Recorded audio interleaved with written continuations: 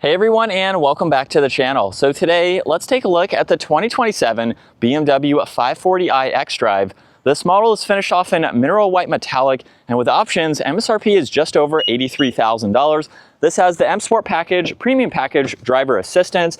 There's also ventilation for the front seats and the 20-inch wheels as well. So very nicely spec'd for this model. Now this is powered by the B58. This is the 3-liter inline 6-cylinder turbo. It is paired to the 8-speed automatic.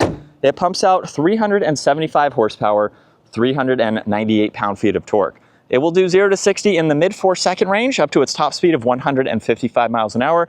And with the all-wheel drive system, you can expect your MPG to be around 26 in the city and 32 out on the highway. Now up front, this model also has the illumination for the kidney grille, so that will light up at nighttime. There's a sensor for distance pacing, forward camera, even active grille shutters both in the upper and lower section to provide cooling when needed. There's a dark housing for the LEDs. There's more gloss black trim accents and more vents on both sides, and some very nice lines meeting the top of the grille there with the BMW badge right in the middle. Now, like I mentioned, this has the 20-inch M Sport wheels with the two-tone design. There's also the red M Sport brakes, and then more gloss black for the lower side skirt and all of the window trim. Now this also has power folding side mirrors with the camera and a turn signal. There's a sunroof up top, and then you'll notice the flush design for the door handles. Now, hopefully you've been able to hear this lock and unlock. Depending on my distance, you can have parameters set up where you don't even have to grab the key fob and it will lock and unlock, which is really nice. Now this also has gloss black for the spoiler, LEDs for the lighting, backup camera, parking sensors, and more gloss black. Now you'll also notice there's no visible exhaust to give it more of that luxury rear end design. Now this also has remote start, so you can use the key fob for that. You can use it for the power trunk, you can use the control underneath, or you simply just kick up under the middle of the bumper. So this has that hands-free option to open and close it. For the 5 Series, there's a good bit of space. No storage under the floor, but you have bins on both sides, and you can also fold down the back seats for more space. And then of course you have the controls up top to close that trunk too. Now with this version for the 5 Series, there's no proximity door handles on the rear. So like I mentioned earlier, you have various settings where you can either just grab the front door handle or just approach the vehicle and it will unlock for you. Now this also has the espresso merino leather interior, Bowers & Wilkins, which is an option. There's storage, and then some very nice two-tone designs for the leather and the trim accents. And then as we fold the rear seats down, you can see the cut through there to provide you with a lot more space. And then behind the seats, there's an area to charge and attach tablets. There's vents in the middle with auxiliaries and storage. I have plenty of foot space at 5'10", and even with a hat on, I have about 1.5 inches of headroom.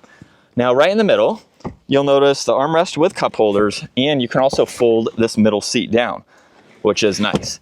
Very thin pillars too, so there's plenty of visibility. It's a very comfortable place to be for this sedan. Now I also forgot to show, 5 is stamped on this rear gloss black trim accent, which is nice.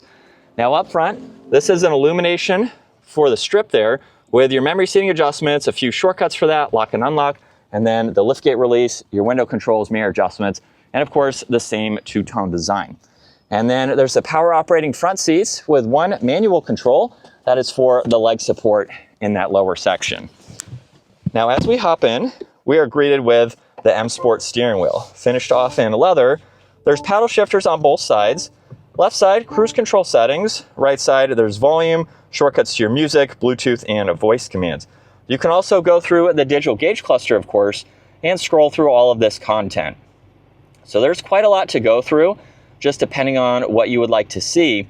And you can also adjust the layout as well. So depending on how you want to view this information. And then there's also the head-up display where you have a few different settings like your directional view, assistance view, sport view, and a reduced view. Now this M Sport steering wheel is also power operating, so that control is located on the left side. And then there's headlight adjustments, more gloss black, along with some vents.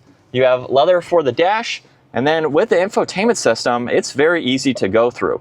Now it is a touchscreen system, or you can use the controls located down below, and you have those voice commands as well. So under the menu here, there are quite a lot of apps. There's Apple CarPlay, Android Auto, your driving settings, drive recorder, climate controls. You have quite a lot to adjust and set up to your liking. The home screen also has a lot to view. You can easily get into the climates, your map and navigation, music, and then the heated and ventilated seats, heated steering wheel, and temperature adjustments. Now underneath that, there's more lighting with hazards, defrosters, more vent controls. You get storage, auxiliaries with cup holders, more lighting too, and then here are all the shortcuts for that screen. There's also volume and tuning, and then under My Modes, you can go through all of these. Some of these will be more of a gimmick. Some of them, like Sport Mode, will give you better throttle response. It will tighten up the bolsters for the seats too. And others here will change the entire colors. It will open or close the sunshade, just depending on your mood for the day. You also have another shortcut to get into some of this information and a shortcut to the camera system. Now to put this into reverse or drive, simply just flick this toggle forwards or backwards.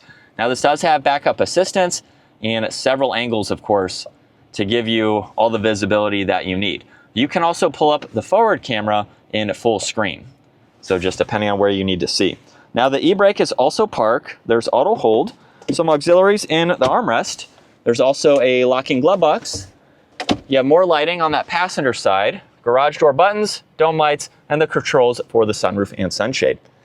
And then here's a look at visibility where it's very easy to see over both shoulders. So for this luxury-focused sedan, it's very easy to drive. So still in sport mode from second gear, here we go. And just a minor acceleration. As you can tell, it's not a very loud vehicle. That's not the point of this, and that's even with iconic sounds on. So some of that piped in noise. So if you shut it off, it will be almost non-existent. We'll give it a small acceleration. And turning it on halfway through that acceleration, it's really neat. So just again, to give you some more of those performance styles for this luxury sedan. So this is what it's like to be behind the wheel for the 540. Really good outlook. The screen size, in my opinion, is really nice. A lot of people have commented about it just being stuck on. Honestly, it's very nicely integrated into the dash. It's a little high here, but when you compare it to some other large curved screens that manufacturers are starting to do, this is one of the shortest. There's other brands out there that are much taller and kind of hinder some of your view, especially of the hood. So I think this one has a really nice design to it. And then you have some of the lighting and everything just to give it a neat look, especially at nighttime. But if you're looking for a comfortable vehicle, even with the suspension over some train tracks like that, this is going to give you a really good daily driving ride. And one that has a good bit of tech, but it's also very easy to go through as well. So it's a really good blend for the 5 Series from BMW. Let's give it one more acceleration. Very quick with those paddles, and also the boost paddle, I forgot to mention earlier.